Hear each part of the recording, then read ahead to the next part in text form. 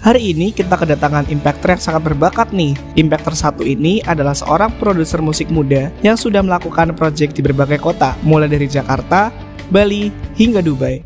Ini dia, Kezia Caroline.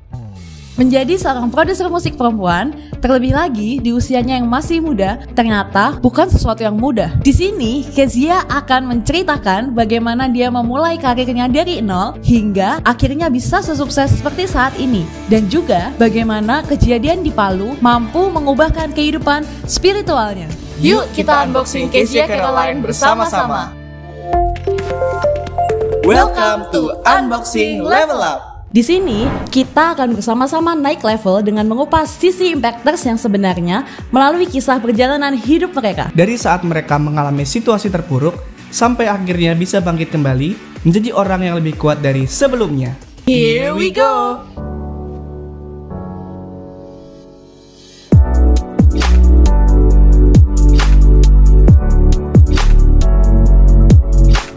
Hai guys.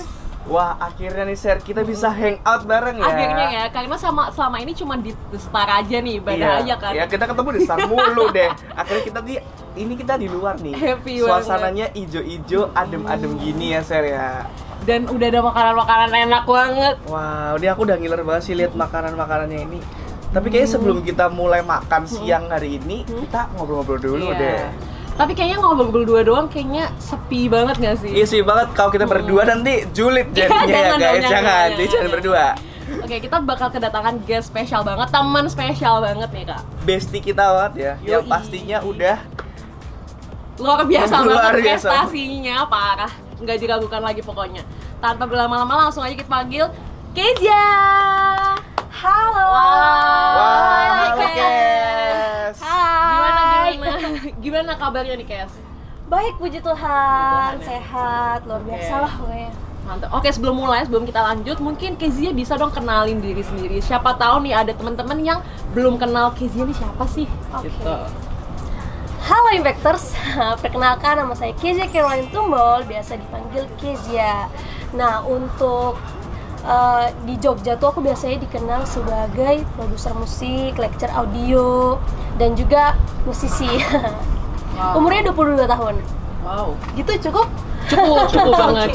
Karena kita masih mau kenalan lagi di selanjutnya ya, Iya. podcast ini ya. Lebih dalam pastinya. Lebih mendalam ya. lagi. Oke. Nah nih Kezia nih, udah di Jogja ada ini ceritanya. Iya. Karena kemarin-kemarin nih aku scroll Instagram kamu nih kayaknya sibuk banget ya Kak Yoel. Gila, apanya jam terbang tinggi banget, kayak aku mau ngajak mainnya susah banget, kayak Wah. janjiannya tuh harus hamin seminggu deh kayaknya. jauh ya. Dan gak cuma di nasional loh, gak cuma di Indonesia aja, bahkan internasional gak sih Kes? Iya kan? Iya, puji Tuhan. Puji Tuhan. Kemarin habis kemana aja sih Kes? Kemarin, apanya nih? Yang Indonesia? Kalau Boleh Boleh, diceritain, boleh. boleh Indonesia dulu mungkin ya. Kalau Indonesia sih sejauh ini bolak-baliknya tuh Jogja, Jakarta, Bali. Wow, Jogja, Sejauh ini, Jakarta, Bali. ya. Jogja, Mantap. Jakarta, Bali sejauh ini. Ngapain tuh Kes? Jadi aku biasanya nyelesain kerjaan sih. Jadi semua itu dibayarin, enggak Oh, semuanya jadi itu dibayarin. keliling kota tuh produktif ya, Iya, Ser. Nggak iya. cuma main-main tapi menghasilkan uang gitu Iya, ya. bener. Nggak kayak kita ya, Ser. Jangan di-spill. Kalau kalian lihat sawah, hotel, makanannya enak, itu semua riders disediain. Wow, seru banget ya. Nah, jadi aku biasanya keluar kota tuh ya karena kerjaan. Bisa di belakang layar, bisa juga show di depan layar. Boleh nggak sih ceritain satu atau dua project kamu yang udah kamu jalanin nih, atau mungkin yang paling berkesan buat kamu, mungkin kayak kemarin di Dubai atau mungkin acara yang ada di Indonesia. Oke. Dua aja. Banyak juga boleh ya. Banyak juga nggak Karena apa-apa. banyak banget ya kayaknya. Banyak banget ya Keren banget pastinya. emang nih. Iya, bukan banyak banget lagi ya. Sebenarnya semuanya berkesan buat Wow. aku karena dulu-dulu juga mengantarkan aku makin di step yang sekarang gitu. Oke, yang paling berkesan ya of course Dubai ya. Dubai. Waktu mewakili Indonesia. Jadi itu mimpi aku. Karena kalau kalian lihat musik-musik aku, 70% itu etnik gitu kan. Nah, jadi mimpi seorang pemain etnik apa sih? Ya pasti ingin memperkenalkan musik etnik ke lebih luas lagi. Nah, kebetulan di Dubai itu kemarin aku di World Expo ada 192 negara di dalamnya. Dan aku dipercayakan jadi pemusik untuk tampil di Pavilion Indonesia. Gitu. Itu mewakili Indonesia, ada berapa musisi tuh yang mewakili Indonesia di acara Dubai itu sih? Kalau kemarin kloterku itu kan dari Kementerian Kominfo, itu sekitar kita tuh 4 orang aja pemusik. Wow. Tapi ada dancernya, iya. ada pertunjukan, ada vokalisnya 4 orang. Jadi kita total 14 orang. Iya. Proud banget ya. Proud banget. Berarti langsung dari Kominfo-nya sendiri ya untuk menunjuk kamu untuk tampil di sana ya? Oke. Jadi kalau untuk tampil di sana tuh ada ajang pencarian bakat dulu, ikutin, iya. Jadi submit, terus ada sesi wawancaranya, terus ada sesi karantina ya, sama kayak ajang pencarian bakat pada umumnya. Namanya Indonesia Keren, by IndiHome. Nah, aku justru nggak nyangka sih karena tuh usianya kalau nggak salah sampai 25 atau 30 tahun ya, dan puji Tuhan banget nih terpilih. Aku juga nggak nyangka sebenarnya. Akhirnya dari ajang pencarian bakat itu pergilah, tapi kloternya gitu kayaknya sama Kementerian Kominfo, tapi brand ambassadornya IndiHome. Berapa lama tuh proses dari awal kamu masukin berkas sampai ke Dubainya itu berapa lama? September sampai Desember. Berarti sekitar 3 bulan ya? Ya, 3 bulan. Jadi benar-benar orang-orang yang terbaik di antara yang terbaik ya ini ya, bisa mewakili Indonesia di Dubai di ajang internasional ya. Wow. Iya benar, itu yang paling terkesan. Yang kedua, 2 aja ya. Ini tadi lama ya ternyata. Iya, lama ya. Jadi yang satunya tuh baru bulan Agustus kemarin, September. Ya, jadi show di G20. Nah, di situ kan juga duta-duta delegasi dari luar negeri ya, semuanya yang menyaksikan ya. Di situ kita kita kayak ada paradenya juga, kayak ada banyak orang yang pakai baju adat dari Aceh sampai Papua, terus ada orkestra, jadi orkestranya banyak banget. Di setiap ruangan tuh ada sudut-sudutnya tuh orkestra baik banget. Terus ada satu vokalis cilik influencer, terus sama aku yang berkesan banget tuh kan kita bawain 2 lagu, Jamrut Khatulistiwa sama We Are The World. Pas We Are The World tuh vibes-nya itu gak terlupakan sih. Ada di Instagram bukan itu ya. Ya aku kayak bayanginnya aja kayak gila, We Are The World. We Are The World ditontonkan di depan seluruh dunia gitu ya, delegasi dari seluruh dunia kayak, dan nuansanya Indonesia, menghadirkan semua keberagaman Indonesia ya, dari kostum-kostumnya juga ya pasti. Itu di mana itu guys waktu itu? Itu di Bali. Wah, di Bali. Keren banget ya, teman kita nih kayak udah nasionalnya dapat, internasional juga. Oke. Mantep banget. Oke, itu kan kemarin udah project-project yang kamu jalanin ya, Kes? Nah, sekarang kalau kesibukan kamu sendiri apa nih? Kayak mungkin ada nggak sih project yang ke depan yang kamu sedang handle, atau kesibukan kamu sendiri ngapain nih? Oke.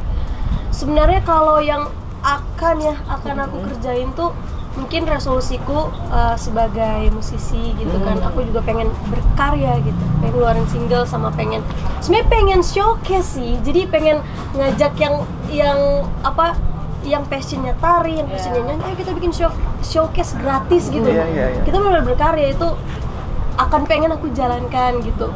Yang sekarang aku juga bikin musik sih untuk beberapa event gitu, kayak kemarin ceritain dong, kita kepo juga. Kemarin tuh sempat BUMN, terus sempat Telkom juga, terus sempat anniversary 25 tahun BAF Indonesia, terus juga sempat BUMN juga ada pupuk gitu aku kerjain ya. Terus ada Abang None Jakarta, terus yang terakhir G20 yang ini sekarang aku lagi on progress tuh membuat musik untuk opening Anugerah Desa Wisata. Kemenparekraf nanti berangkatnya minggu depan ke Jakarta. Oke. Dan sebagai musik produser tuh apa sih yang kamu ngerjain? Kayak misalnya tadi kan kerjasama dengan mereka itu ya. Apa kamu bikin jingle atau seperti apa sih? Sebenarnya macam-macam bisa sih. Jadi kalau misalnya bikin jingle biasanya di belakang layar. Tapi kalau misalnya aransemen atau re-aransemen, remake song mereka, misal song mereka nih keluarnya 6 tahun lalu, 6 tahun lalu dengan yang musik 6 tahun lalu kan. Terus di remake jadi mereka mintanya agak IDM dan dicampur etnik. Itu biasanya sambil show. Jadi ada yang gitu, ada yang song, ada yang only music. Terus aku dikolaborasiin sama dancer. Macam-macam sih, semuanya diterima aja. Seru. Jadi bener-bener multi talent banget ya.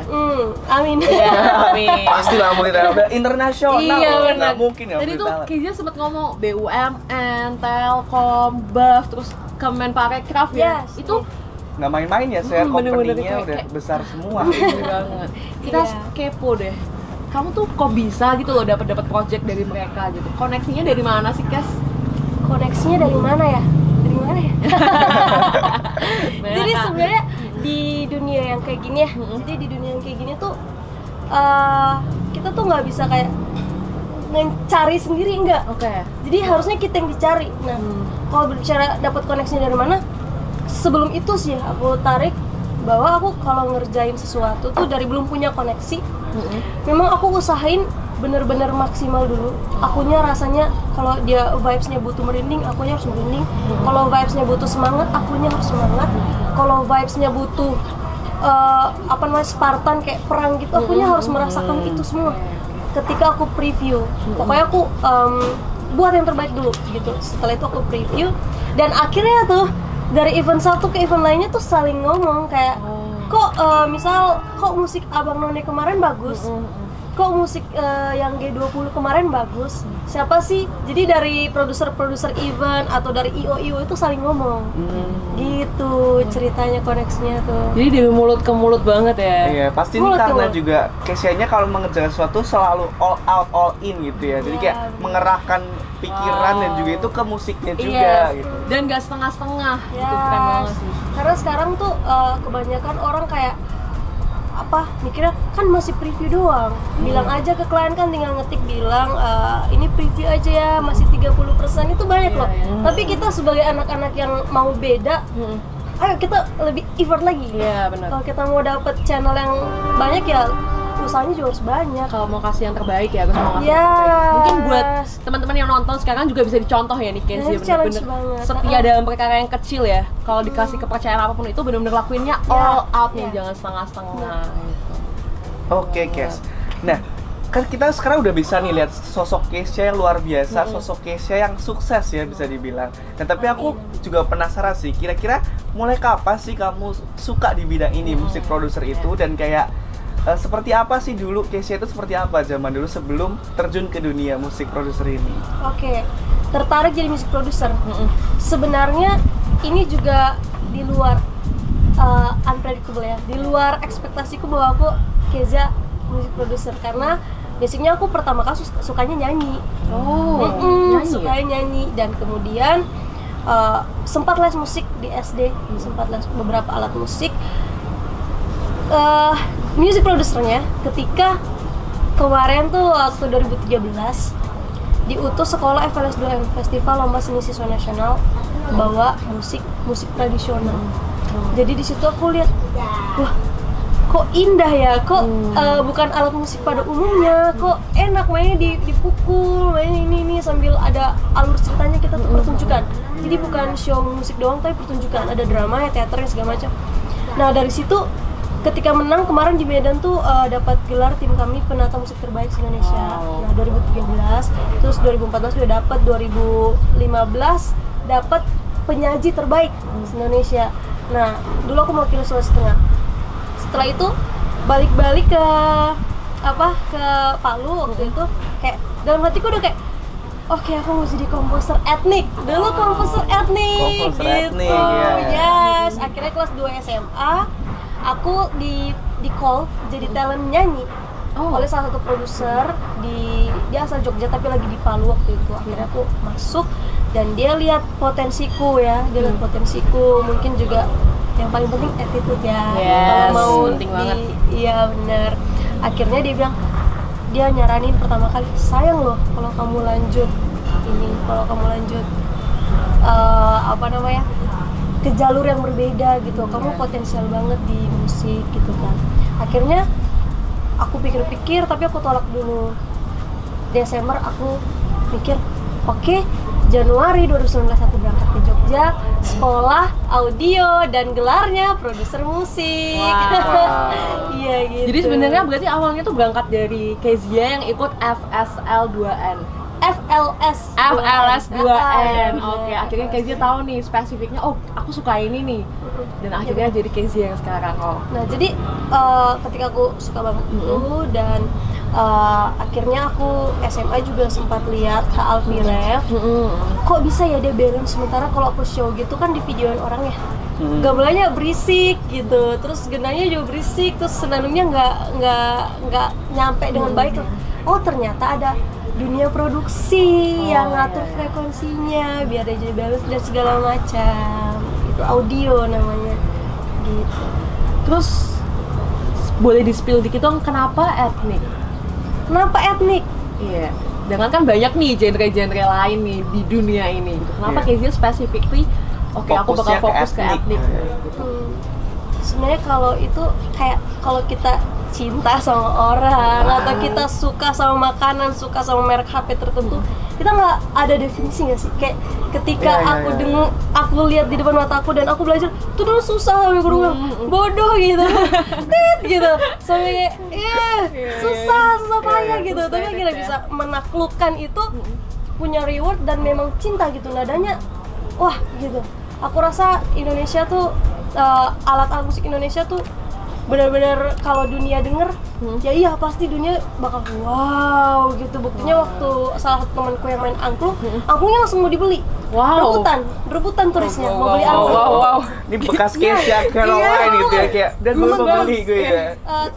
Teman tapi kayak setim gitu kan. Jadi kayak Bang kayak waktu pavilion Indonesia berbunyi ya, waktu pavilion Indonesia berbunyi, speaker kita disuruh kecilin. Kenapa? Karena semua turis datang ke Indonesia. Yes, jalannya sampai nggak bisa lewat orang. Jadi sampai nggak bisa lewat. Iya, aja kayak kerasa orang luar aja, wow gitu. Karena kita sebagai anak muda nggak wow sama musik etnik kita gitu. Wah, goosebumps banget lah. Pasti itu karena suara musik Indonesia beda ya sama musik-musik lain ya, punya ciri khas gitu. Kayak, jadi dia tuh nggak ada juga yang dipetik, ada juga yang dipukul tapi bernada, ya kaya banget gitu. Dan Kezia ini benar-benar bisa mengemas musik-musik Indonesia itu dengan balutan modern juga ya, pasti nggak yang kuno-kuno gitu, tapi juga pastinya di aransemen dengan balutan suasana masa kini, zaman masa kini gitu ya. Benar. Karena semakin ya semua pekerjaan kita harus ngikutin zaman. Betul. Ya, ada pro dan kontra pasti, kayak kenapa sih Gojek gitu kan, nanti kalau orang nggak punya HP gimana? Ya sama kayak musik, kenapa sih harus dicampur IDM? Nanti naturalnya hilang. Menurut aku sih selama maksudnya kita tuh niatnya menyampaikan pesan yang indah lewat musik-musik itu dan tanpa meninggalkan gamelan tuh mainnya harus di bawah, nggak boleh kamu sambil naik stand terus mainin, selama nggak gitu ya aku sih aku ngikutin up to date gitu sama yang sekarang gitu. Biasanya sih aku IDM orkestra etnik. Oke, dipaduin gitu ya berarti Kes? Dipaduin. Oke. Terus nih Kezia asalnya dari mana sih? Oke. Aku sebenarnya kalau lahir itu di Manado. Cuman kalau tempat aku berproses dari yang aku main-main yang biasa anak kecil tuh kayak dolanan terus main-main yang kayak tenda-tenda selimut sampai proses sekarang tuh di Palu aku. Oh, di Palu ya? Iya, di kota Berarti di Palu itu dari umur berapa sampai berapa tuh? Aku pindah ya, jadi aku TK sampai kelas 2 SD aku pindah ke Manado. Terus habis itu balik lagi sampai aku di Palu sampai SMA. Oke.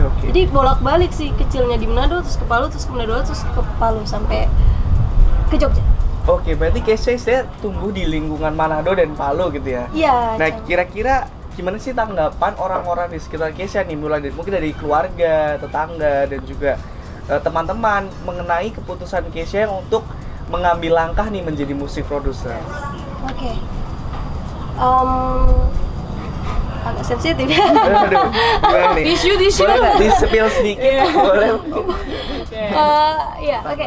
Jadi kalau misalnya sekarang sih, sebenarnya kalau zaman sekarang sebenarnya orang memilih untuk produser musik itu udah lebih open minded ya orang, karena melihat sekarang tuh semuanya bisa sukses gila-gilaan. Mau musisi, mau belakang layarnya musisi, mau gamers pun, mau orang yang photoshoot, bahkan content creator yang video tipe-tipe orang tuh bisa sukses. Yes. Semua jadi pekerjaan sih sebenarnya. Sekarang orang open minded. Cuman yang aku rasain dulu 2019, ya memang ada beberapa keluarga, tapi keluarga inti puji Tuhan banget support.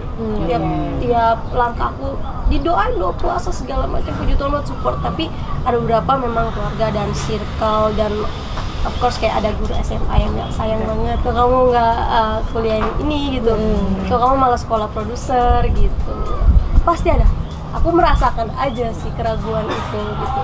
Dan memang pas sampai di Jogja pun nggak semudah itu, nggak semudah aku suka musik dan aku fokus belajar menjamin sukses, nggak semudah itu. Jadi kayak memang benar-benar ada ekstra spiritualnya juga, harus ekstra ikutin puasa itu. Aku 2019 ikutin puasa full.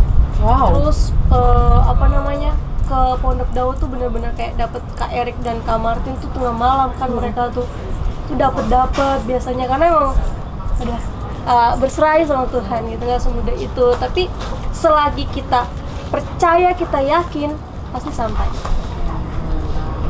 Oke, mungkin sebelum lanjut ya Kak Yoel ya, buat kalian yang suka sama konten ini nih, nah boleh banget langsung di subscribe, di like, di komen sebanyak-banyaknya, karena bakal ada konten-konten yang menarik di channel ini yang tentunya sangat memberkati ya Kak Yoel. Betul banget, jangan lupa juga ya di share ya kalau kalian suka dengan konten-konten kita. Oke, lanjut. Nah tadi udah ngomongin soal gimana Kezia maksudnya akhirnya memutuskan buat jadi produser musik ya. Nah penasaran deh, pertama kali kan mungkin nggak gampang ya Kes?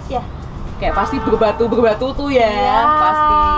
Nah, boleh dong diceritain awalnya kayak gimana, suka dukanya mungkin ya, pertama kali banget kamu decide untuk oke, aku bakal jadi musik producer, tantangan apa aja yang kamu hadapin, terus gimana cara kamu ngatasinnya, atau gimana? Boleh dong diceritain.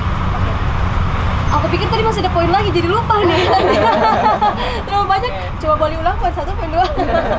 Oke, jadi awalnya tuh memang seperti yang aku bilang tadi, ternyata gak semudah. Aku juga sebenarnya di pesawat udah yes banget nih.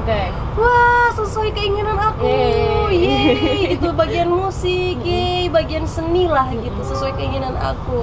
Pas sampai introduction to music production, terus golden ratio, terus dynamic processing, di mana ada rumus-rumus fisika, gelombang, frekuensi tuh, aduh, nggak jadi deh gitu.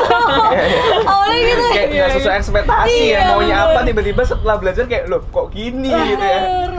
Mana di situ kelasku tuh berapa ya, kayak 3 atau 4 orang anak isi. Jadi kan bahasa-bahasa kalau di kedokteran bahasa Latin ya, tentang musik, mereka langsung jawab, mereka langsung ya kapan aku suksesnya ya, aku baru mulai aja udah paling bawah. Ketinggalan gitu ya sama teman sekelasnya. Istilahnya secara umur juga aku 19 tahun, jadinya yang mereka yang udah 25 tahun, 26 tahun itu selalu ngejawab kan. Jadinya aku kalau bisa dibilang kedua terbelakang dari 10 orang gitu. Nah akhirnya wah nggak bisa gini nih gitu, nggak bisa gini nih. Akhirnya aku pernah ngambil keputusan, aku belajar. Jadi kayak gini, kelasnya kan jam 7 sampai jam 9 malam. Terus aku istirahat jam 10, aku ngulik pakai laptop. Itu bisa sampai pagi, bisa sampai jam 9 matahari terbit tuh. Habis itu istirahat, belajar lagi sampai kelas dimulai gitu terus selama 1 bulan. Terus habis itu karena itu mau mendekati ujian kan, ya siapa sih cantik-cantik terus nggak bisa gitu ngisi 1 bulan gitu kan malu. Kalau sekarang pakai masker oke lah, nggak pernah pakai masker. Oke. Lecturenya juga tampan. Itu ya. Oke. Udah akhirnya udah belajar, terus akhirnya ya itu ikutin waktu rangkaian doa puasa dulu, kalau misalnya sisterhood kayak mau buka puasa ke rumah Cijen, masak bareng gitu sebelum covid ya. Terus habis itu ya udah ngikutin itu, terus sempat hapus Instagram karena menurut aku ketika di Instagram kan walaupun kalian pernah nggak sih di posisi yang kalian merasa diri kalian tuh kurang gitu, pernah kurang, tapi di orang yang nggak di circle kalian terus wah keren gitu. Iya. Jadi aku pernah terjebak dalam situasi itu di mana aku upload konten, ya komennya wah keren banget, wah makin keren, gila sih gitu. Jadi akhirnya aku merasa wah di dunia nyata masih banyak banget sebenarnya yang perlu diimprove dari dalam diriku, entah untuk audio, entah untuk untuk kayak imajinasiku harus perlu diasah, taste segala macam. Jadi aku merasa oke, diem dulu, aku mau upgrade dunia nyata. Jadi sempat hapus Instagram juga. Terus kayak kalau finansialnya ya kalau kalian lihat sekarang motor segala macam itu kan beli sendiri ya gitu kan. Maksudnya di Jogja juga awal-awal bukannya orang tua nggak mau ngirimin juga, cuman aku yang bilang coba aku berjuang deh sendiri gitu. Jadi memang sempat nggak bisa isi bensin, terus jalan kaki beberapa hari gitu, kemanapun jalan kaki itu pernah sampai segitunya gitu. Terus habis itu celengan nggak pernah full, segini doang, habis segini doang, habis yang koin-koin. Jadi sekarang pas full di kamarku celengan pakai Aqua, itu nggak kasih orang buka dan nggak kasih untuk ditukar, karena itu saksi perjuanganku kenapa bisa full. Itu saksi perjuangan kenapa bisa full gitu. Ada prosesnya gitu. Behind the scene-nya tuh nggak gampang banget ya, walaupun kita lihat wah Kezia mah udah pasti bisa lah, udah pasti bisa. Tapi ternyata nggak segampang itu, Besti. Iya, aku juga baru tahu loh ceritanya Kezia yang ini karena konten unboxing ini guys. Ya kan? Selama ini soalnya aku lihatnya Kezia ini anaknya ceria, oke aja, nggak pernah ngeluh juga gitu. Gampang lah. Iya, aku pikir ya perjalanannya lancar-lancar aja, ternyata banyak perjuangannya ya. Iya, makanya di quotes aku bacakan baru ini kayak kalau kalian lihat di Instagram enak ya jalan-jalan, have fun gitu dengan karirnya. Banyak banget proses yang nggak sempat kita instastorykan gitu. Jadi semuanya adil kok. Jadi balance sama usaha yang kita keluarin, balance sama doa yang kita gitu. Itu balance gitu. Tapi memang secepat itu